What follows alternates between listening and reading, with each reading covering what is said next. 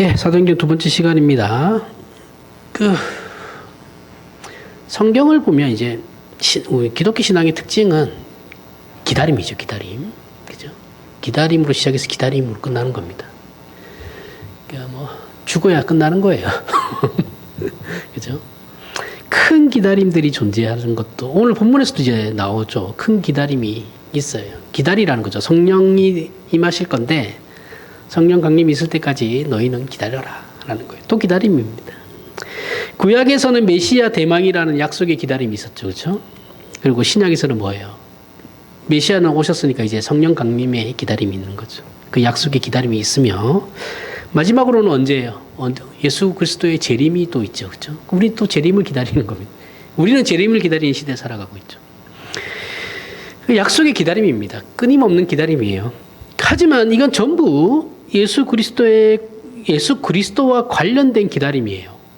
그러니까 성령 강림만 뚝 떼놓고 이제 그렇게 생각하시면 안 되고 성령 강림이 가능한 게 예수 그리스도가 오셨기 때문에 가능한 거예요. 오셨고 죽으셨고 부활하셨고 승천하셨기 때문에 성령 강림이라는 그 결과가 나오는 거지. 성령 강림만 뚝 떼가지고 이렇게 그런 건 없어요. 이게 제가 늘 얘기해요. 삼일체 하나님은 절대 분리되지 않습니다. 분리되면 이단이에요. 분리할 수도 없어요. 그러니까 그 모든 성경에 일어난 역사들은 전부 다 삼일체 하나님이 함께 하시는 거예요. 구약은 성령 하나님, 신약은 예수 그리스도 성자 하나님, 지금은 교회 시대는 성령 하나님 아니에요. 그렇게 하면 이단이에요. 우리 어렸을 때 많이 그렇게 배웠거든요. 저도 그렇게 얘기하면 이단입니다. 그러니까 삼일체 하나님을 한국 교회가 얘기를 정확하게 설명을 못해요. 그렇게 얘기하면 무조건 이단돼요. 그렇게 하면 안 되고, 삼위일체 하나님이 함께 일하시는데 성부 하나님이 대표적으로 드러나시는 형태. 그 다음에 신약시대에는 삼위일체 하나님 같이 일하시는데 성자 하나님이 특별히 조금 더 드러나는 형태. 이렇게 얘기하셔야 되는 거예요. 경륜적 삼위일체만 이거는 걸 이제 경륜적 삼위일체라고 그러거든요. 시간의 흐름에 따라서 이렇게 하나님의 삼위일체 하나님의 특징이 더 드러나신다 이런 걸 이제 경륜적 삼위일체라 그러는데 경륜적 삼위일체만 얘기하면 이단이에요. 존재론적 삼위일체를 같이 얘기해야 되는 겁니다. 존재론적 삼위일체는 삼위 하나님이 분리되지 않는다라는 거예요. 하나예요, 하나. 그걸 얘기하지 않고 경륜적 삼위일체만 저는 어렸을 때 경륜적 삼위일체만 폈어요. 이러면 이단되는 겁니다. 그러니까 본인들이 가르치면서도 뭘 가르치는지 모르는 거예요. 진짜 무식했죠. 그때는 진짜 무식했습니다. 교회만 무식했던 게 아니라 그때 우리나라 사회도 야만의 시대였어요. 그렇죠? 서로 난리도 아니었죠. 그러니까 이해는 합니다. 시대적 한계에 이해는 하는데 어쨌든 잘못된 걸 지금이라도 바로 잡아야 돼. 근데 이렇게 얘기하잖아요. 제가 이단돼요. 잘못 배운 걸 바르게 가르치는 사람들이 지금은 이상한 사람이 돼요. 이상해요. 하여튼 그런 거고, 이건 전부 이제 예수 그리스도와 관련된 거라는 걸 잊으시면 안 돼요. 그래서 모든 일은 삼일체 하나님이 함께 하신다라는 걸 항상 마음에 심어놓고 있어야 됩니다. 하나님은 창세기에서 인류가 타락하자 여자의 후손 중에 인류를 구원할 메시아가 올 것이다라는 약속을 이미 주셨어요. 그렇죠? 따라서 이 메시아 대망 사상은 성경에서는 가장 큰 주제예요. 성경은 그렇게 구약 내내 메시아 대망에 관한 이야기들을 주야장창하다가 드디어 신약에서 메시아가 오셨다라는 것이죠. 물론 유대인들이야 예수 그리스도를 자기들이 생각하는 메시아의 기준과는 다르다고 해서 이제 인정하지 않죠. 지금도 인정하지 않습니다. 그죠? 쟤네들은 정말 메시아를 너무 정치적으로만 이해해요. 그러나 오늘 본문에서 보는 바와 같이 예수께서 이 땅에 오셔서 십자가 사역을 완성하셨고 부활해서 승천하시며 제자들에게 성령 강림을 약속하시고 올라가셨죠. 그렇죠? 그리고 그렇게 승천하시는 예수는 의심할 것 없이 다시 오실 겁니다. 재림하실 거예요. 그게 우리의 궁극적인 기다림이에요. 그래서 이 세상 역사의 종지부를 찍으시고 다시는 죽음도 분물도 슬픔도 없는 극치에 이른 거룩한 하나님의 나라를 다스리실 겁니다. 이렇게 예수께서 오셨고 다시 오실 그 사이, 그죠? 예수께서 이미 오셨고 다시 오실 그 사이를 사는 게 우리예요. 그 과정을 살아가는 게, 그죠?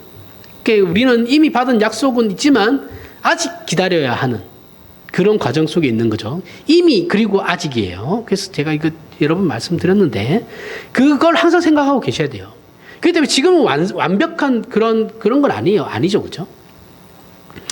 그 과정 속에 있기 때문에 그런 겁니다. 그 사이에 성령 하나님이 강림하신 거예요. 그죠? 이미 오셨고 오실 메시아 그 사이에 성령 하나님이 강림하신 거예요. 그 시대를 우리는 지금 살아가고 있는 겁니다. 모든 신자의 마음속에 임재하시는 약속이 오늘 본문에 이제 기록되어 있죠. 그리고 이건 오순절 성령 강림 사건으로 인해서 실제적 역사로 실현됩니다. 실현되었으며 지금도 여기 있는 우리 마음속에 실제로 성령 하나님이 내재하고 계십니다. 성령 하나님 내재 안 하시면 곤란해요. 성령 하나님 내재하시는 거예요. 오늘은 이것이 갖는 의미가 무엇인지를 이제 살펴보려고 하는 겁니다. 오늘 이 말씀이 삶에 찌들어 있는 저와 여러분의 신앙생활에 많은 위로와 힘이 될 거라 믿습니다. 우리가 기억해야 하는 것은 삼위일체 하나님이 예수 그리스도를 통해 궁극적으로 이루시려는 일은 우리를 죄에서 구원하는 게 아니에요. 이게 자꾸 기독교라는 걸 내가 죽으면 천당 가는 거 이것만 아니에요. 그거는 진짜 반쪽짜리입니다. 50%밖에 안 돼요. 하나님의 궁극적인 목표는 우리를 구원시키는 게 아니에요. 하나님 나라를 이루시는 거예요. 하나님 나라를 이루시기 위해서 하나님의 백성들이 필요한 거예요. 그 필요한 그 나라를 이루시는 그 과정에서 우리가 필요하기 때문에 우리가 부름을 받는 거예요. 이게 기독교예요. 내가 죽어서 천당 갑니다. 내가 예수님께서 재림하시면 나는 부활체가 돼서 영원히 하나님과 맞아요. 맞는데 이렇게 얘기하면 절반만 맞다니까요. 궁극적인 목적은 하나님은 당신님의 나라를 이루시는 거예요. 거기에 우리가 들어가 있는 거예요. 완전 다르죠, 개념이. 복음주의자들이 얘기하는 거하고 완전 개념이 다릅니다. 정말 그냥 죽으면 천당 갑니다. 예수님 재림하실 때 제가 영원히 하나님과 같이 삽니다.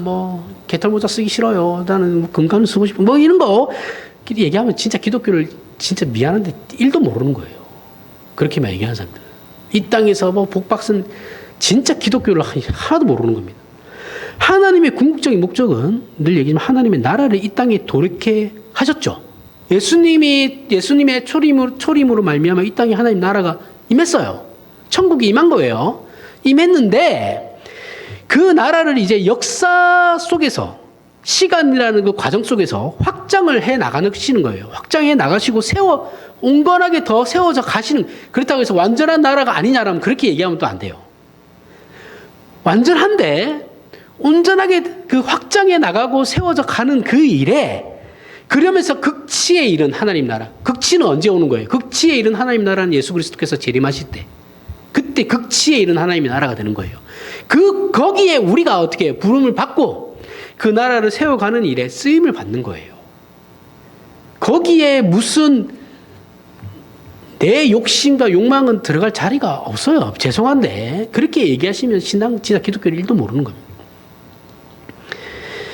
이 개념을 반드시 가지고 계셔야 돼요. 한국 교회가 하나님 나라에 대해서 얘기하지 않는 건 아니에요. 얘기하지 않는 건 아닌데 굉장히 작은 부분에서만 얘기합니다. 아니에요. 하나님의 나라가 다예요. 죄송한데 기독교는. 거기에 그냥 우리가 과정 속에 있는 것 뿐이에요. 그리고 이 땅에 도래한 하나님의 나라는 그 무엇보다 그 나라의 주인공인 하나님의 사랑을 입은 그 나라의 백성들이 초대되는 겁니다. 그래서 우리가 중요한 거예요. 그래서 마치 구원이라는 것이 내가 주인공인 것처럼 느껴지는 거예요. 왜요? 하나님의 나라를 이루기 위해서는 백성이 있어야 되잖아요. 그렇죠? 그리고 예수님께서 오시고 난 뒤로부터 그 나라의 백성들을 초대하고 있다 그랬죠. 지금도 그렇죠. 그렇죠? 마찬가지죠. 계속해서 지금 아직까지도 하나님의 나라에 초대할 백성들이 있다라는 거예요. 그래서 계속해서 부르시고 있는 겁니다. 그 나라의 주인공이 우리라는 거예요. 이건 모든 신자가 아는 기독교의 핵심 내용 중에 하나입니다. 핵심 중에 핵심이에요.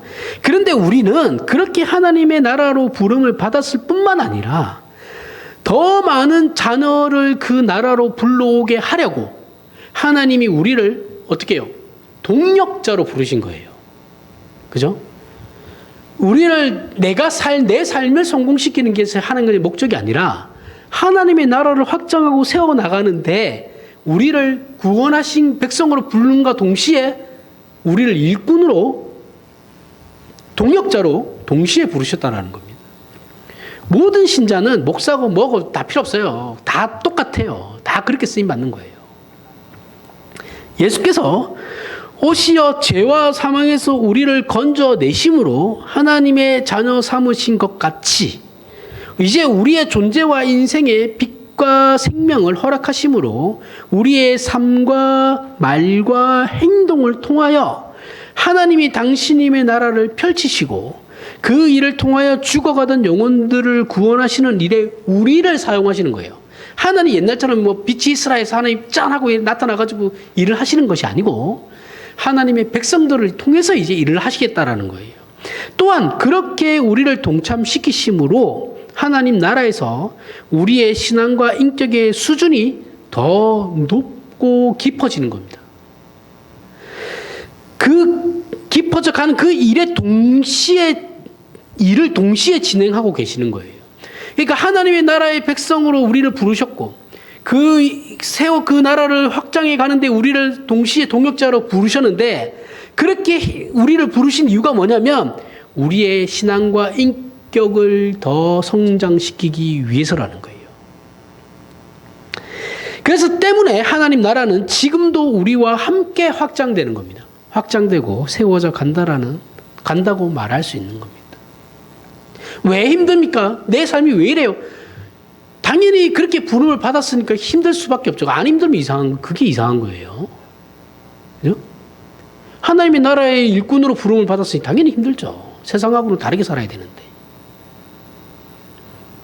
근데 하잖아요. 세상 따로 다르게 살아야 되는데 우리는 다르게 안 살죠. 그게 문제죠. 결국 하나님의 나라는 거기서 살아가야 할 백성들이 그 나라의 백성다워지는 문제예요. 그죠? 그게 가장 중요하다라는 거예요.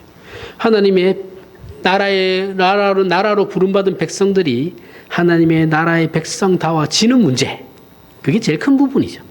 그 신자들이 하나님의 자녀답게 흠도 점도 주름 잡힌 것도 없는 자로 만들어져 가야 하고 그것은 어떤 의미에서는 신자들이 지금 살고 있는 이 인생 속에서 이 세상의 역사 속에서 만들어져 간다는 거예요. 우리의 인생, 전생애를 통해서 하나님께서 만들어 가신다라는 겁니다.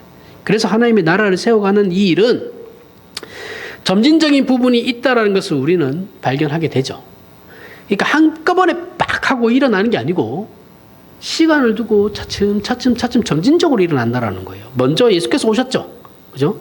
우리 인간을 붙잡고 있는 죄와 사망의 권세를 깨트리는 일부터 하셔야 했기 때문에 예수 그리스도께서 오신 거예요. 따라서 그 다음 단계에 뭐예요? 예수께서 십자가를 지고 돌아가십니다. 이건 우리의 집값을 치르는 것이기도 하지만 동시에 우리를 붙잡고 있던 그 사망이라는 권세, 죽음이라는 권세를 없애는 작업이기도 하죠. 이 작업이 있고 난 후에 죄와 사망에서 해방되었을 뿐만 아니라 이제는 우리가 하나님의 자녀라는 신분이 되었죠. 그렇게 말하고 있는 겁니다. 하나님께서는 우리를 초대 손님 정도가 아니라 자녀로 입적시킨 거예요. 하나님 호적에다 집어넣으신 거예요. 그래서 요한복음 20장에서 예수께서 우리를 형제라고 부르시는 거예요. 구원이라는 작업에서 우리가 기억해야 하는 것은 구원이라는 단어보다는 하나님 나라를 함께 세워가는 일에 있어서 가장 중요한 목적인 하나님의 백성인 우리를 죄와 사망의 권세에서 해방하여 당신님의 자녀로 입양시키신 것입니다. 그것은 어떻게 보면 우리의 외적인 환경을 개선시킨 것이다라고도 볼 수 있죠. 그죠? 우리의 신분의 변화니까. 외적인 환경이 변하죠. 부모가 자녀를 공부시킬 때 환경 개선을 제일 먼저 하죠. 그죠? 우리나라에는 애가 고3이면 부모도 고3이에요. 그죠? 자녀가 공부를 잘할 수 있게 부모가 외적인 것을 배려를 합니다. 웬만한 집은 그렇게 해요. 저희 집 같은 거는 개뿔 그런 것도 없었던데. 아니, 웬만한 집은 그렇게 맞춰주죠. 고3 때는 맞춰줘요. 그죠? 그래, 1년만 참을게 하죠. 그래서 애가 재수한다 그러면 어떻게 해요? 바로 육두뭉쳐 날라가죠. 그렇죠? 안 된다. 나보고 그 생활을 또 하라고 안 해. 못 해. 그냥 가. 맞췄어. 점수 맞춰서 가. 이렇게 얘기하죠. 하지만 아무리 좋은 조건을 만들어줘도 애가 공부를 스스로 하지 않으면 어떻게 돼요? 뭐 아무 소용없죠. 그렇죠? 군대만 가도 외적으로 전투복을 입히고 제식 훈련을 하며 총을 쥐어지고 사격 훈련을 하는 것만으로 군인이 된다고 생각하면 그거는 진짜 반쪽짜리입니다. 군대 가면 이제 일주일에 한 번씩 수요일날 정신교육이라는 게 있어요. 그러니까 동기부여가 없으면 전쟁을 왜 하는지를 몰라요. 전쟁을 북한이 쳐들어도 북한이 왜 우리랑 싸워야 되나? 내가 왜 총을 들고 저 북한하고 싸워야 되지? 이런 생각을 하잖아요. 그러면 전쟁이 돼요? 안 됩니다. 다 도망가죠. 총 버리고. 그럼 뭐예요? 우리의 주적이 북한이라는 것을 이제 주입시킨단 말이에요. 그래서 정신교육이지. 요즘은 이름 바뀐 걸로 아는데. 정신교육이라는 걸 그래서 시켜요. 우리의 주적은 누구인가? 북한이에요. 북한이고 우리나라를 위협하는 모든 나라예요. 그러면 그런 거에 대해서 교육을 막 해요. 그래야지 교육이 군인이 되는 겁니다. 그죠? 내적인 훈련도 이렇게 같이 하는 거예요. 하나님이 우리를 자녀 삼으신 과정을 생각해 보십시오. 우리의 죄를 씻기고 사망의 권세로부터 해방시키셔서 신자라는 이름을 주셨습니다. 그죠? 그래서 원칙적으로는 아무도 우리를 건들지 못해요. 원칙적으로는 그래요. 그런데 아직 남아있는 게 있죠. 외적 조건의 개선만으로 사람이 사람다워지는 게 아니고 내적 조건 또한 성숙해야 하는 거죠. 내가 외적으로 신분만 변화됐다고 해서 내가 하나님의 자녀다워지는 건 아니죠. 그럼 내가 동시에 같이 하나님의 자녀다워짐이 필요한 거죠. 내적인 성숙이 필요한 거죠. 그렇게 우리 마음에 어떤 가치관과 세계관과 생각들을 가지느냐가 중요한 겁니다. 그리스도인들이 어떤 생각과 가치관을 가질 거냐, 어떤 세계관을 가지고 이 세상을 살아갈 거냐, 그래서 매우 중요해요. 굉장히 중요합니다. 이 부분에서 성령 강림이 갖는 가장 큰 목적이 있는 거예요. 성령 강림의 목적은 여기에 들어가는 겁니다. 예레미야 31장 31절부터 33절에 여호와의 말씀이니라. 보라, 날이 이르리니 내가 이스라엘 집과 유다 집에 새 언약을 맺으리라. 이 언약은 내가 그들의 조상들의 손을 잡고 애굽 땅에서 인도하여 내던 날에 맺은 것과 같지 아니할 것은 내가 그들의 남편이 되었어도 그들이 내 언약을 깨뜨렸습니다. 여호와의 말씀이니라. 그러나 그날 후에 내가 이스라엘 집과 맺을 언약은 이러하리니 곧 내가 나의 법을 그들의 속에 두며 그들의 마음에 기록하여 나는 그들의 하나님이 되고 그들은 내 백성이 될 것이라. 여호와의 말씀이니라. 자, 새 언약에 대한 유명한 말씀입니다. 이렇게 새 언약이 있으면 옛 언약도 있는 거죠. 이것을 한자로 이제 구약과 신약이죠. 한자로 얘기해서. 그런데 이렇게 옛 언약과 새 언약이 있으니까 우리는 이 새 언약의 옛 언약의 어떤 부분에 대한 수정이 있었을 것이다라고 생각하죠. 그죠? 분명히 옛 언약, 구약이 있고 신약이 있다고 했으니까 그러면 어떤 부분이 수정이 되었을 거 아니에요. 그죠? 분명히 수정이 되었으니까 새 언약이라고 했겠죠. 변화된 어떤 내용이 있을 거다라고 생각합니다. 그리고 지금 여기 내용을 보면 옛 언약과 다른 새 언약이라고 말씀하고 계시죠. 하나님이. 그 새 언약의 내용이 33절에 곧 내가 나의 법을 그들의 속에 두며 그들의 마음에 기록하여 나는 그들의 하나님이 되고 그들은 내 백성이 될 것이다 라는 거예요. 이게 새롭다라는 거예요. 새로운 거예요. 그런데 문제는 옛 언약도 나는 그들의 하나님이 되고 그들은 내 백성이 될 것이다 라는 거죠. 그러니까 내용상의 변화는 없어요. 그죠? 신분적으로는 하나님은 우리의 하나님이 되고 우리는 하나님의 백성이 되는 거예요. 그죠? 이거는 바뀌지 않아요. 그럼 이게 왜 새 언약이 되느냐라는 거죠. 이 언약은 성취 방법의 변화가 있는 겁니다. 성취하는 방법이 바뀐 거예요. 옛 언약 32절. 이 언약은 내가 그들의 조상들의 손을 잡고 애굽 땅에서 인도하여 내던 날에 맺은 것과 같이 아니할 것은 애굽에서 너희들을 출애굽시킬 때와는 다르다. 아니할 것은 내가 그들의 남편이 되었어도 그들이 내 언약을 깨뜨렸습니다. 자, 내가 그거 약속을 해서 너는 내 아내가 되고 나는 너의 남편이 될 건데 됐음에도 불구하고 그렇게 외적으로 환경적으로 너희를 인도했음에도 불구하고 너희는 나를 결국은 버리더라 라는 거예요. 그래서 이렇게 해서는 안 되겠구나 해서 새 언약을 주신다라는 거예요. 그러니까 구약에서 하나님은 이스라엘의 외적인 환경을 해결해 주는 방법으로는 방법을 사용하셨는데, 그런데도 타락한 인간이라는 존재는 이것 가지고는 안 되더라. 그렇게 해서는 환경을 바뀌어가지고는 사람이 절대 변하지 않더라. 그래서 어떻게 하냐? 새 언약에서 등장시키는 게 내용적으로는 옛 언약과 같지만 이것은 외적인 조건이 아닌 내적 조건을 바꾸는 방법을 사용하시겠다라고 말씀하신 거죠. 이스라엘은 늘 외적인 거였어요. 침략해오면 막아주고, 그죠? 하나님을 믿으면 번성하게 해주고, 그 다음에 출애굽시켜주고, 그죠? 이 외적인 조건이었단 말이죠.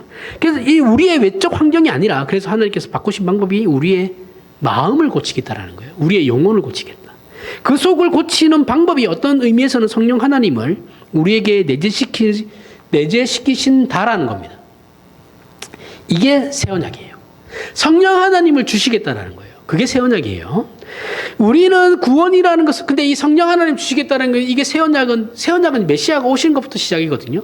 근데 또 내가 성령 하나님 우리에게 내재한다 그러니까 성령 하나님만 또 떼서 생각하면 안 된다 그랬죠. 그죠? 이 성령 하나님은 예수 그리스도로 말미암은 성령 하나님이죠. 그죠? 이걸 늘 얘기해야 됩니다. 아니면 이상한 사람들이 얘기하는 거기에 홀라당 넘어가가지고 계속 이상한 소리들만 하거든요. 아니에요. 그 같이 가야 되는 거, 무조건 같이 가는 겁니다. 어딘지 까먹었는데. 우리는 구원이라는 것을 벌받는 자리에 있다가 이제는 천당 가고 무엇이든지 구하며 받을 수 있는 복 받는 자리 정도가 아니라, 그 정도가 아니에요. 아니라 하나의 목적을 향하여 그 과정을 지나가는 것이다 라고 얘기했습니다. 하나님은 당신님의 나라 확장을 이 세상 역사, 즉 시간 속에서 추진해 나가고 계시거든요. 예수 그리스도는 역사 속에서 오셨죠. 역사 속으로 들어오셨죠. 하나님의 역사 밖의 존재죠. 그렇죠? 밖의 초월적인 존재인데 예수 그리스도께서 그 차원을 넘어서 우리가 살아가는 그 역사, 시간 속으로 들어오신 거예요. 그 시간 속으로 들어오셔서 그 안에서 하나님의 나라를 확장해 가시는 겁니다. 오셔서 부활하시고 승천하셨고, 어쨌든 이 역사를 연장하다가 다시 오실 겁니다. 그죠? 그리고 이 역사를 마침내 끝내실 거예요. 그래서 하나님의 구원 사역에 있어서 우리가 중요하게 대비해서 살펴봐야 하는 게 있는데, 예를 들면 창세기 3장이에요. 인간이 타락하자 하나님이 에덴 동산에서 인간을 쫓아내는 장면이 나와요. 22절, 24절에 여호와 하나님이 이르시되 보라, 이 사람이 선악을 아는 일에 우리 중 하나같이 되었으니 그가 그의 손을 들어 생명나무 열매도 따먹고 영생할까 하노라 하시고, 여호와 하나님이 에덴 동산에서 그를 내보내어 그의 근원이 된 땅을 갈게 하시니라. 이같이 하나님이 그 사람을 쫓아내시고 에덴 동산 동쪽에 그룹들과 두루 도는 불칼을 두어 생명나무의 길을 지키게 하시니라. 자, 인류의 시조인 아담과 하와가 타락하자 하나님은 그 인류를 에덴 동산에서 쫓아내시고 그들이 다시 돌아오지 못하게 그 길목을 그룹들과 불칼로 막아서게 하셨습니다. 이 그룹은 천사들 말하는 거예요. 그런데 예수 그리스도는 임마누엘이시죠. 우리와 함께 하신다 그랬잖아요. 그죠? 그게 예수 그리스도예요.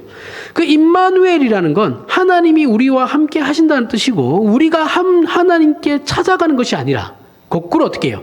하나님이 우리를 찾아오시는 은혜죠. 하나님이 에덴 동산 타락한 인류를 에덴 동산에서 내쫓으시고, 이제 너는 이제 땅 가면서 살아라, 농사 지으면서 살아, 이렇게 됐단 말이죠. 그런데 그렇게 끝나신 것이 아니라 하나님께서 다시 인간에게 찾아가시는 임마누엘이라는 겁니다. 범죄한 건 우리인데 책임은 하나님이 지시는 거예요. 하나님이 먼저 화해의 손길을 내미시는 거예요. 그리고 그 화해를 방해하는 모든 난관을 우리가 아닌 하나님이 우리 보고 없애라는 게 아니에요. 하나님이 전부 없애시겠다라는 거고, 이 일에 인류는 아무것도 한 것이 없습니다. 그죠? 이 구원 사역에 있어서 인류가 한 일은 아무것도 없어요. 요엘서 2장 28절 30절. 그 후에 내가 내 영을 만민에게 부어주리니 너희 자녀들이 장래의 일을 말할 것이며 너희 늙은이는 꿈을 꾸며 너희 젊은이는 이상을 볼 것이며 그때에 내가 또 내 영을 남종과 여종에게 부어줄 것이며 내가 이적을 하늘과 땅에 베풀리니 곧 피와 불과 연기 기둥이라. 자, 세상 역사는 예수 그리스도의 초림부터 종말로 들어가게 되죠. 지금은 종말의 시대예요. 종말의 지말입니다. 종말 안에서도 지말이에요. 거의 끝이에요. 그렇게 우리를 하나님의 자녀 삼으신 때에는 하나님이 우리의 영을 충만히 부어서 우리와 함께 하나님의 영을 우리에게 충만히 부어서 우리와 함께 하시겠다라고 하시는 거죠. 그런데 우리는 이 문제를 예수 믿으면 성령의 은사를 받아 방언도 하고 병도 나으며 안 될 사업이 성공하고 좋은 대학도 가고 좋은 직장도 붙게 되는 식의 관점으로 이해해버리죠. 그죠? 오늘날 우리에게 성령 충만은 이런 거예요. 한국 교회에서는. 이게 망할 거예요. 망할 거 진짜. 어떻게 이렇게 성경을 해석하는지 모르겠어요. 우리는 기독교 신앙을 이런 관점으로 보고 이해해서는 절대 안 됩니다. 절대 아니에요. 절대. 틀린 거예요. 다른 게 아니라 그건 틀린 거예요. 이제 그만 속아야 해요. 그런 진짜 이거 구라예요. 그런 구라에 이제 그만 속으셔야 돼요. 훨씬 더 본질적으로 들어가야 됩니다. 하나님은 당신님의 나라를 도래케 하셨고 우리와 함께 지금도 세우고 확장하고 계시며 결국에는 극치에 이르게 하시고야 말 겁니다. 그러한 일의 진행 가운데 예수 그리스도께서 오신 것이고 죽으신 것입니다. 부활하신 것이고 성령 하나님도 오신 것이면 우리는 더 중요한 관점으로 삼아야 한다는 거예요. 우리가 정말 하나님의 자녀라면 하나님이 당신님의 나라를 세워가는데 지금도 진행되고 있는 그 과정의 눈금들을 볼 줄 알아야 돼요. 신자라면. 하나님이 지금 일을 이만큼 진행해 나가시고 계시는구나라는 것을 그걸 흐름을 읽을 줄 알아야 돼요. 그걸 모르면 목사는 여기에 대해 더 예민해야겠죠. 그렇죠? 시대의 흐름을 못 읽으면 그 골치 아파요. 그럼 뭘 가르칠 거예요? 그럼 도대체 뭐를 가르친다라는 거죠? 그걸 못 보면 어떻게 해요? 지금 세상이 이렇게 저렇게 돌아가고 있고 이렇게 되려니까 이쯤 되겠고 하나님이 이쯤 되겠구나라고 생각을 해야죠. 지금도 복을 외치면 어떻게 해요? 지금 누가 봐도 세상이 끝날 판에 끝장판에 지금 가고 있는데 무슨 세상이 복이에요, 복은. 누가 봐도 지금 망할 것 같은데 좀 얼마 지나지 않으면. 그렇게 오래 갈 것 같진 않아요, 인류가. 우리가 그 눈금들의 그 흐름을 그리스도인이라면 누구나 다 읽을 줄 알아야 되고 그 흐름에 예민해져야 됩니다. 우리는 하나님께 당신님의 나라를 하나님께서 당신님의 나라를 극치에 이루시고야 말 것임을 알고 믿어요. 그죠? 이걸 안 믿는 신자는 없어요. 그럼 신자는 그 나라가 역사 속에서 이루어져 가고 있다는 그 긴장감을 가져야죠. 그죠? 이게 당연한 생각이고 자세입니다. 신자라면. 그죠? 지금, 이 흐름이 이렇게 가고 있구나. 그러면 이렇게 흘러가네. 그러면 그 긴장감 속에서 살아야 된다는 거예요. 그게 바울이 얘기하는 두렵고 떨림으로 너희 구원을 이루라는 말이에요. 만약 우리가 그 눈금을 두렵고 떨림으로 너희는 구원받을 존재가 아닌 너 열심히 살아가지고 구원 티켓을 따내 이 얘기가 아니에요. 알미니안주의자들이 얘기하는 것처럼 그런 게 아니에요. 만약 우리가 그 눈금을 볼 줄 모르면 맨날 자기 마음대로 살아갑니다. 살다가 어떤 일이 생기면 아이고 하나님 하고 그 일이 또 해결되면 어떻게 됩니까? 또 자기 마음대로 살다가 좀 힘든 일이 생기면 또 아이고 하나님 엄살 부리죠. 그죠? 그것도 반복하는 그 증상들을 보게 돼요. 이건 신앙이라는 그 연차는 쌓이는데 신앙이 전혀 성숙하지 않는 거죠. 한국교회가 지금 여기에 있잖아요.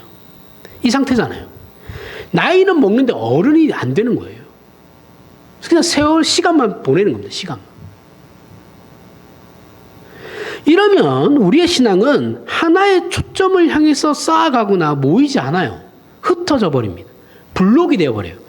우리의 신앙은 이 문제에서 늘 약점을 드러내요. 한국교회는 특히 그래요. 복음주의 안에 들어가 있는 교회들은 다 그래요. 이게 약점이에요. 굉장한 약점입니다. 어떤 부분에서는 택도 없이 대단해요. 그죠? 진짜 뭐 전 세계 어느 교회도 하지 못하는 그 일들을 해요. 대단한 일들을 해요. 그건 다른 부분에서는 택도 없이 개판이에요. 그 어느 나라의 기독교인들보다 성숙하지 않아요. 한국교회가. 도무지 그의 신앙이나 인격이나 사고방식이 어느 한 곳을 향하여 모아져 가고 있지 않아요. 전부 널브러져 있는 파편일 뿐입니다. 하나님의 나라가 극치를 향해 나아가듯 우리도 결국 영화로운 존재가 될 겁니다. 이것이 우리 신자의 운명이에요. 우리는 그러한 존재를 향해 조금씩 나아가고 있고 하나님이 그렇게 하시고야 말 것입니다. 그런데 신자가 느끼는 큰 갈등 중 하나가 그렇게 될 것이다라는 성경의 약속과 지금 현실의 우리와의 그 차이점이죠. 그렇죠? 그 차이죠. 그 간극. 이렇게 된다고 하는데 우리는 왜 아니냐라는 거예요. 거기에서 일어나는 갈등들이죠. 거기가 바로 성령 하나님이 등장하는 자리가 되는 거예요. 그 갈등의 해결의 그 빈틈을 성령 하나님께서 채우시는 거예요. 바로 그 성령 하나님이 우리의 보증이 되신다고. 약속은 받았는데 뭐 하나 증거도 없고 아무것도 없는데요. 이렇게 얘기하면 그게 아니고 왜? 그게 아니다라는 게 왜요? 성령 하나님이 그 약속이 우리의 보증이 되신다라는 거예요. 우리 마음속에 내재하시고. 그러니까 성령 하나님이 오신 것은 우리가 생각하는 은사와 기적과 환희와 기쁨 같은 게 아니에요. 그것 때문에 오신 거 아니고 하나님 나라의 주된 대상인 우리를 그 나라에 초대하고 걸맞는 자들이 되게 하기 위해 예수 그리스도를 보내어 십자가에 죽으신 그 진념과 열심과 능력과 지혜로 우리를 내적으로부터 변화시키는 작업을 하시기 위해서 성령 하나님이 오신 거예요. 이해하시죠? 그래서 성령의 열매라고 하는 겁니다. 그 신자들이 그 살아가면서 맺어야 하는 그 열매를 그래서 성령의 열매라고 하는 거예요. 성령이 오셨기 때문에 그러한 일들을 할 수 있다라는 거예요. 성령 하나님이 우리의 보증이 되는 이유는 성령 하나님이 우리 안에 오심으로 우리의 변화가 성공할 수밖에 없다라는 것에 대한 우리 쪽에서의 확인이죠. 그렇죠? 변화될 수밖에 없어요. 그게 내 쪽에서의 확인이죠. 확인이면 하나님 쪽에서는 실패할 수 없는 지혜의 방법이죠. 왜요? 성령 하나님께서 하시는데 어떻게 실패를 하겠어요? 절대 실패할 수 없죠. 이 모든 일을 우리에게 이루시고 그 보증으로 성령 하나님을 보내신 건 하나님이시에요. 삼일체 하나님이시다라는 거예요. 이 일을 시작하신 이가 삼위일체 하나님이시고 결론을 맺으시는 이도 삼위일체 하나님이십니다.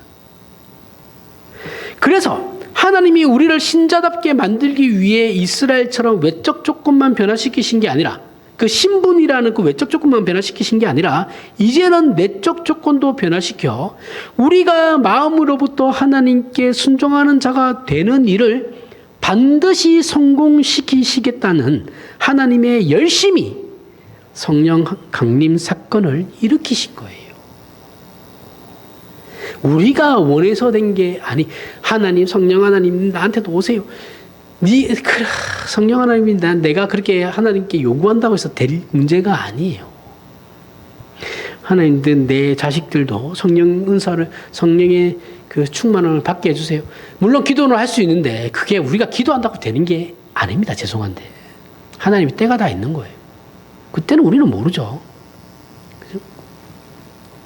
성령 하나님이 우리 마음에 임재하신다라는 것으로 우리는 반드시 성공하고 승리할 것이며 실패하지 않는다는 증거가 되는 거예요. 그게 내주하시는 성령 하나님이 우리를 보증하시는 겁니다. 실제 성령 하나님이 우리를 변화시켜 나갈 겁니다. 그죠? 성령 하나님이 오시면 사람이 변화되지 않거든요.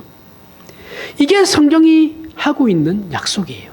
로마서 7장 5절 6절에 우리가 육신에 있을 때에는 율법으로 말미암는 죄의 정욕이 우리 지체 중에 역사하여 우리로 사망을 위하여 열매를 맺게 하였더니 이제는 우리가 얽매였던 것에 대하여 죽었으므로 율법에서 벗어났으니 이러므로 우리가 영의 새로운 것으로 섬길 것이요 율법 조문에 묵은 것으로 아니할지니라. 자, 신자가 되기 전에 우리는 죄와 사망이 우리의 주인이었고 우리는 그것들의 종이었기 때문에 우리는 그것들이 시키는 대로 할 수밖에 없었어요. 그죠? 뭐를 했든 간에 내가 아무리 선한 일을 해도 결국은 그건 모든 것이 죄예요. 그러한 존재였어요. 이것들은 우리에게 죄밖에 시킨 것이 없어요. 그런데 신자가 된 지금은 성령 하나님이 우리의 주인이십니다. 우리를 주장하고 계신다라는 거예요. 그죠? 이게 달라요. 내가 신자가 아닐 때는 아무리 윤리적이고 도덕적인 행위를 해도 그건 결국 내 자랑이에요.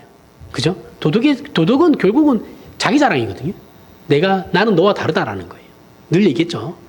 근데 이게 신자가 됐을 때는 그게 달라진다라는 거예요. 이게 세상 사람들이 볼 때는 웃기겠죠. 그죠? 근데 기독교가 그런 거예요. 우리 안에 선한 일을 하신 건 내가 한 게 아니고 성령 하나님이 하시는 겁니다. 그래서 하나님께서는 내가 죄된 생각만 하는 내 생각이 아니고 성령 하나님이 하신 것을 내가 한 걸로 쳐주시는 거예요. 그래서 선이 되는 거예요. 내가 잘나서 된 게 아니에요. 어디까지겠죠? 로마서 8장 1절 7절에 그러므로 이제 그리스도 예수 안에 있는 자에게는 결코 정죄함이 이 설명을 듣고 이 말씀을 보면 이제 이해가 갑니다.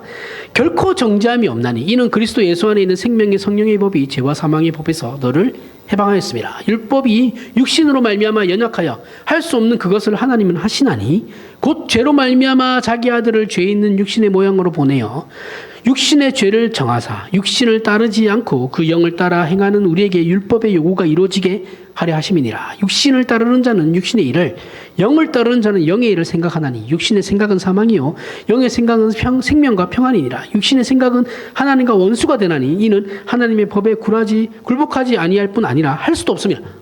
자, 육신을 따르면 죄를 짓고 생명을 따르면 의와 생명의 열매를 맺는다. 이 말씀을 많은 사람들이 착각하는데, 그리고 동시에 우리도 착각하죠. 착한 생각을 하면 착한 일을 하게 되고 악한 생각을 하면 악한 일을 하게 된다는 식으로 이해를 하죠. 그죠? 우리가 그렇게 맨날 얘기하잖아요. 영에 속한 사람은 하나님의 일을 하게 되고 육에 속한 사람은 죄를 저지른 육신의 일을 하게 되는데 그게 이제 신자에게 적용돼 가지고 신자가 세상적인 이런 생각을 하게 되면 죄를 짓게 되고 신자가 성령의 하나님의 일을 생각하게 되면 선을 행하게 그 얘기가 하는 게 아니에요. 그거 아닙니다. 그런 식으로 얘기하면 이상하게 되는 거예요. 이것도 그게 다양성에 대해서 다른 게 아니에요. 이것도 틀린 거예요. 이 말씀은 그 얘기가 아니에요. 이 말씀의 해석은 물론 다른 신학에서는 그렇게 얘기할 수도 있지 않냐 이렇게 하는데 저는 틀렸다고 생각해요. 어쨌든 이건 육신이냐 생명이냐 하는 선택의 문제가 아니에요. 그 근거가 이제 그 아래쪽에 나옵니다. 바로 답이 나와요. 8절 9절에 보면 육신에 있는 자들은 하나님을 기쁘게 할 수 없죠. 없느니라. 만일 너희 속에 하나님의 영이 거하시면 너희가 육신에 있지 아니하고 영에 있나니 누구든지 그리스도의 영이 없으면 그리스도의 사람이 아니니라. 자, 이건 뭐예요? 바울이 앞에서 얘기한 게 뭐예요? 이건 이상한 사람들이 주장하는 것처럼 신자인 우리가 성령을 따르는지 안 따르는지를 묻는 내용이 아니죠. 성령을 따라 행하면 영의 생각이고 육신을 따라 생각하면 육신의 일을 하는 그 얘기가 아닙니다. 신자에게 적용되는 게 아니에요. 이거는 신분에 관한 거예요. 신분에 관한 거. 즉 신자의 선택에 관한 문제가 아니고 신자가 누구 손에 붙들려 있느냐라고 얘기하는 거예요. 성령 하나님이 우리 안에 계시면 우리는 이미 하나님의 영에 속한 자들이라는 거예요. 그러니까 내가 예수 그리스도를 믿는다고 고백을 하면 이미 하나님께 속한 사람이에요. 하나님께 속한 사람은 하나님의 기쁨이 되는 자들이에요. 그렇죠? 하나님을 기쁘게 할 수 없는 자들은 누구예요, 그러면? 불신자들을 얘기하는 거예요. 그러니까 이거는 신자냐 불신자냐에 대한 얘기인 것이지, 신자를 놓고 이 성령의 생각을 하게 되면 뭐 선한 생각을 하는 것이고 선한 일을 하는 것이고 육신의 생각을 하게 되면 죄를 짓는, 그 얘기가 아니에요. 신자냐 불신자냐, 그러면 신자는 하나님께 어떻게 붙들려 있냐에 대한 설명인 거예요. 이해하시겠죠? 이것도 진짜 한국교회에서 너무 많이 이상한 말들을 많이 해가지고, 성령 하나님이 우리 안에 계시면 이미 하나님의 영에 속한 자들인 겁니다. 이건 신자와 불신자의 차이를 설명하는 것이고 이미 신자된 존재에 관한 얘기예요. 너희는 이미 신자된 자니 하나님의 기쁨이 될 수밖에 없는 자들이고, 신자가 아닌 자들은 하나님을 기쁘게 할 수 없는 자들이라는 거예요. 옛날에 제가 20대 후반 때인 것 같은데 한때 한국교회를 휩쓸었던 책이 있어요. 영에 속한 사람, 그거 뭐 하늘에 속한 사람, 뭐 이런 책들이 있었어요. 다 거짓말입니다. 그것 때문에 한국교회가 지금 이 이상한 해석들을 하고 있는 거예요. 진짜 보지 말아야 될 책들이 베스트셀러가 됐어요. 한국교회는 그것도 정화할 능력이 안 돼요. 그런 책들이 그렇게 나와서 버젓이 돌아다니고 있는데도 전혀 거기에 대한 뭐 그것도 긴장감도 없고, 뭐 좋은 게 좋은 거다, 뭐 사람만 모여라, 뭐 이런 식이에요.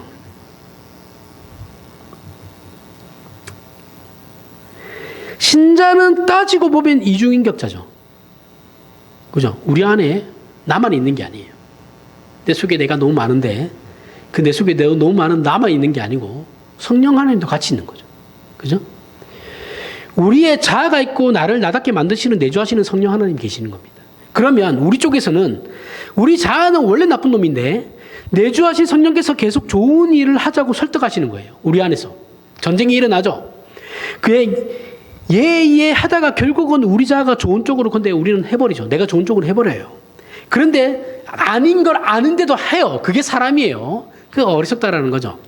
그런데 중요한 것이 뭐예요? 하나님은 우리의 자아로 우리를 바라보시는 게 아니다라는 거죠. 앞에서도 얘기했죠. 그렇죠? 하나님은 우리를 어떻게 평가하신다고요? 내주하시는 성령 하나님이 하시는 일로 우리를 판단하신다라는 거예요. 이게 신자와 불신자의 차이입니다. 불신자들은 본인들이 한 행동에 대한 책임을 그대로 가져가요. 근데 신자는 우리의 행동이 아닌 성령 하나님, 우리 안에 계시는 그 성령 하나님께서 행하신 일을 하나님께서 우리가 해준 걸로 쳐주시기 때문에 문제가 되지 않는다는 거예요. 이거 굉장히 신기한 일입니다. 그죠? 이게 은혜가 아니면 뭐가 은혜입니까 도대체? 그냥 연병을 떨어도 이쁘게 봐주시겠다라는 거잖아요. 예? 내 연병 떤 거는 그냥 제껴두고, 그래, 그래도 네 안에 성령이 있으니, 내 영이 있으니 그 영이 너를 바로 일구고 할 거다라는 걸 하나님께서 결국은 그렇게 만드시겠다라는 걸 믿고 가시는 거잖아요. 이게 은혜가 아니면 뭐가 은혜입니까? 돈벼락이 떨어져야 은혜죠, 우리는. 그죠? 하늘에서. 이런 우리 생각에는 우리는 자아와 내주하신 성령 하나님 이 둘 사이에 끼었다는 생각을 가지게 되죠. 그죠? 하지만 하나님은 성령 하나님이 하신 일을 이건 성령이 한 일이고 우리 자아는 아무것도 하지 않았다고 그런 식으로 판단하시지 않으십니다. 성령 하나님은 우리에게 보내신 분이 바로 하나님이시기 때문에 하나님은 우리 안에 내주하신 성령께서 하신 모든 일을 우리가 한 것으로 취급해 주세요. 이것이 기독교 신자의 존재론입니다. 신자의 존재론이에요. 그리고 동시에 특권입니다. 불신자들하고의 확연한 차이죠. 그죠? 죽었다 깨어나도 저들이 얻을 수 없는 거예요. 근데 우리는 이거 생각 안 하잖아요. 그죠? 그냥 당장에 내 삶이, 내 인생이 잘 풀리기를 원하죠. 이 은혜의 대단함에 대해서는 우리는 묵상하지도 않고 생각하지도 않고 그냥 갑니다. 그냥. 몰라요, 하나님. 그냥 돈만 주세요. 그리고 실제로 성령 하나님은 우리를 대언하고 우리 대신 우리의 몫을 하나님 앞에서 하십니다. 하시며 동시에 우리를 변화시켜서 성령 하나님이 우리의 전인격을 사로잡으실 때까지 우리를 놓아두지 않으시죠. 이건 우리가 언제부터 예수를 믿게 되었는지를 생각해 보면 쉽게 이해할 수 있습니다. 세상의 모든 인간은 자신의 이성으로 기독교 신앙에 동의해서 예수 믿은 사람은 없어요. 그런 사람은 존재하지 않습니다. 그런 사람은 얼마 있다가 다 떨어져 나가요. 근데 사실 그 보이거든요. 이건 목사님들이 이걸 모른다라는 것도 이해가 안 가요. 아, 저분들이 저 사람이 진짜 진심인지 아닌지 이게 좀 지나면 다 보이거든요. 물론 모른 척을 하시는 건지, 그리고 모른 척 하시면서 내 뼈로 두시는 건지, 그건 잘 모르겠어요. 보이면은 집중 케어 들어가야죠. 그걸 왜 가만히 둡니까? 이해 못하겠어요, 그런 건. 만약 그런 사람이 있다면 그 사람은 착각하는 거죠, 그렇죠? 착각하는 겁니다. 기독교를 전혀 모르는 거예요. 우리가 기독교 신앙에 대해 현실에서 정말 그렇구나 하고 동의하게 되는 것은 이게 언제인지는 몰라요. 우리는 모릅니다. 내 자신이 언제 예수를 믿게 되는지도 아무도 모릅니다. 이걸 알면 그건 거짓말이에요. 몰라요. 알 수 없는 거예요. 이미 그 전에 내주하신 성령 하나님이 먼저 하나님의 편을 들어 부단히 우리를 설득하는 작업이 있는 거예요. 근데 이거는 우리는 인지하지 못해요. 설득하시고 간섭하심으로 우리의 이성을 동의하게 만드시고 그렇게 어느 하나님의 때에 이게 빡 터지는 거예요. 그러니까 가만히 있다가 하루아침에 빡 터지는 게 아니고 예수를 믿게 되는 게 아니고 그 전에 이미 우리 안에 계시는 성령 하나님이 우리에게 끊임없이 작업을 거시는 겁니다. 거시는데 우리는 그걸 인지하지 못하는 거죠. 근데 그건 하나님은 아시죠. 그리고 하나님의 때에 딱 터뜨리는 거예요. 근데 나는 언제부터 복음주의의 특징이 뭐예요? 언제 예수 거듭났습니까? 언제 예수를 믿게 됐습니까? 이거 얘기하잖아요. 그죠? 그럼 나는 몇 년도 몇 월 며칠입니다. 거짓말이에요. 그건 모른다니까요. 그건 내가 인지하게 된 거지. 이미 그 작업은 훨씬 이전부터 일어났던 겁니다. 이것을 만약 우리의 실력과 의지로 믿을 수 있게 된다면 복음에 복음된 은혜는 없죠. 그죠? 내가 마음먹어서 믿게 되는 거면 그게 복음일 수 없어요. 은혜가 되지 않아요. 그죠? 이렇게 되면 예수께서 십자가에 죽으실 이유도 없어요. 고린도 교회가 여기에 빠졌었던 거잖아요. 그죠? 바울이 계속해서 비판했던 거잖아요. 너네는 도대체 뭐냐? 이러면서. 이게 복음의 비밀입니다. 마찬가지로 우리 신앙생활에서 가장 큰 비밀은 우리가 좋은 신앙에 대한 결심이나 열심이나 열정이나 성숙함이 없었음에도 그죠? 우리는 한 번도 내가 예수 믿기 전에 한 번도 열심이라는 걸 낸 적이 없어요. 진심이라는 걸 낸 적이 없어요. 열정이라는 걸 낸 적이 없어요. 그럼에도 불구하고 우리의 신앙이 조금씩이라도 자라고 있다는 이 엄연한 현실이죠. 믿고 난 뒤에도 마찬가지죠. 그렇죠? 믿기 전에는 몰랐고 알고 난 뒤에도 우리는 열심을 내지 않아요. 그럼에도 불구하고 우리의 신앙이 자란다는 거예요. 왜요?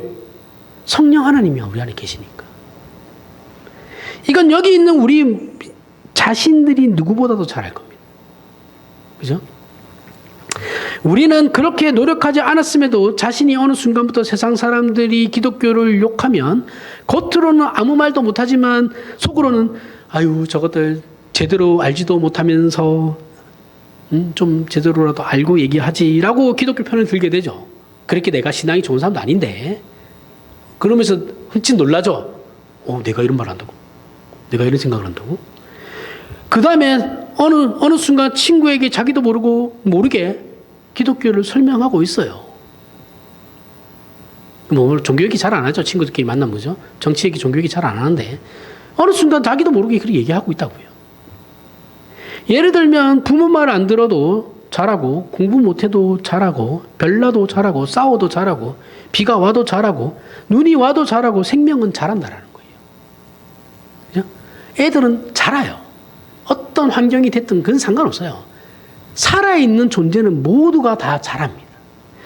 이러한 우리가 얼마나 신비로운 존재인지를 생각하라는 겁니다. 그렇게 많은 사람들이 떠들어대고 교회 안에서 행하고 있는 교회의 성장론이라는 것들, 소위 그렇게 교회를 오염시키고 있는 교회의 성장론이라는 것들이 교회를 성장시키는 게 아니에요.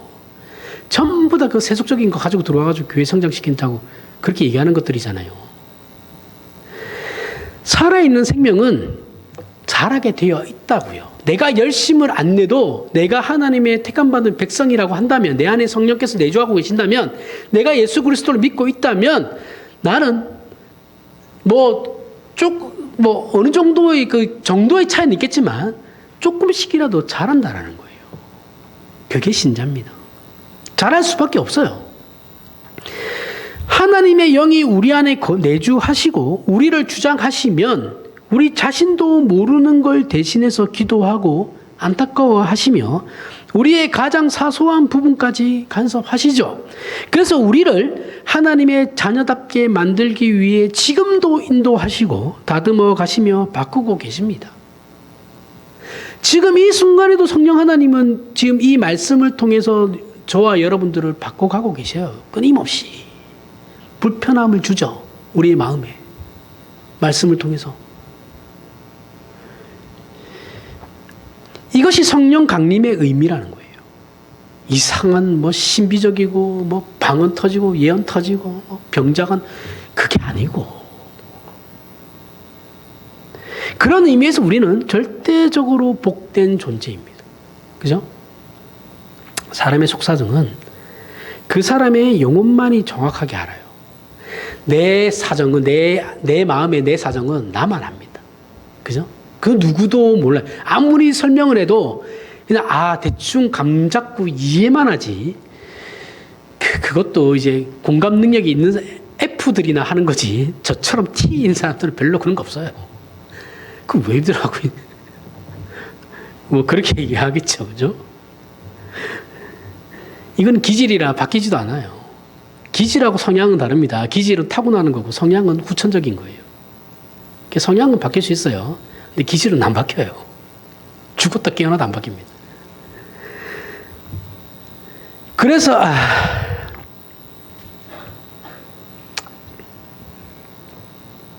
그래서 우리를 하나님의 자녀답게 만들기 위해 지금도 인도하시죠. 그죠? 인도하시고 다듬어 가시고 바꿉니다. 그럼 하나님의 마음은 누가 알아요? 하나님의 마음은 누가 압니까? 그 무한한 능력과 지혜와 깊은 사랑과 은혜를 누가 알겠습니까? 이거는 성령 하나님만 아시는 거죠. 자, 성령 하나님이 성령이잖아요. 그죠? 거룩한 영이에요. 그러니까 이 성령 하나님은 성부, 성자 하나님으로부터 발출된 영입니다. 성자 하나님은 성부 하나님으로부터 발생되었고, 성령 하나님은 성부와 성자 하나님으로부터 발출된 영이에요. 그러니까 성부, 성자의 영이에요. 그게 삼위일체 하나님이거든요. 근데 이게 이제 정교회, 그리스 정교회로 가면 또 달라요. 이 삼위일체 부분이 좀 다릅니다. 이거는 우리는 카톨릭하고는 똑같은데 정교회는 이 부분이 좀 달라요. 그래서 좀 우리하고는 안 맞습니다. 그렇게 발출된 영이에요. 하나님의 영이에요. 영이신데, 하나님의 내 자신에 대해서 나만이 정확하게 알듯이 하나님에 대해서 정확하게 아시는 분은 성령 하나님이시죠. 그렇죠? 성령은 그 마음을 우리 신자가 가졌다고 얘기해요. 성령 하나님이 하나님의 마음을 아는 그 성령 하나님 지금 우리 마음에 들어와 계시잖아요. 그렇죠? 편지에 계신데 우리 안에도 내주하시죠. 그렇죠? 그 내주하시는 성령께서 하나님의 마음을 정확하게 아시죠. 그러면 우리 안에 내주하시니까 우리도 하나님의 마음을 알죠. 이게 신비입니다. 신비주의가 다른 게 신비가 아니라 이게 신비한 거예요. 우리가 뛰어나서가 아니라 성령 하나님이 우리 안에 계시기 때문에 그런 거예요. 나 이제 공부만 해서, 나 시작 공부만 해가지고 이제 하나님을 알아. 그게 아니고 성령 하나님이 계시기 때문에 그런 거예요. 성령께서 가지신 건 우리의 것이 되는 겁니다. 그죠? 이게 득템이죠, 득템. 애들 말로. 가만히 앉아서 얻어 걸린 거잖아요. 하나님이, 성령 하나님 내 안에 계심으로 말미암아 우리가 신자들은 하나님의 마음을 알아요. 대단한 거죠. 하나님 쪽에서는 우리를 그렇게 바라보시는 겁니다. 결국 우리는 성령 하나님과 한치의 오차도 없이 부합되는 승리자들이 되고야 말 겁니다. 이게 우리의 운명이에요. 우리가 지금 하나님 안에서 누리는 자녀라는 신분과 성령께서 우리 안에 내주하신다는 게 얼마나 큰 특권이고 사실이라는 걸 기억하여 우리 그리스도인들에게는 다시는 절망이라는 게 없기를 바랍니다. 그래서 더 많이 행복하고 더 많이 깨우침을 받으며 성경의 요구처럼 열심을 품고 모든 정성을 모아 하나님을 섬기며 악에게 지지 않고 극치에 이른 하나님의 나라 그 천국을 기대하며 거룩하고 아름답게 우리된 복된 영광을 누리는 저와 여러분이 되길 바랍니다. 기도하겠습니다. 하나님 아버지 은혜를 감사합니다. 아버지께서 우리를 사랑하시고 축복하셔서 우리 안에 성령 하나님을 내주게 하심으로 우리로 신자된 것과 그 영광의 자리로 가는 것을 인치셨습니다.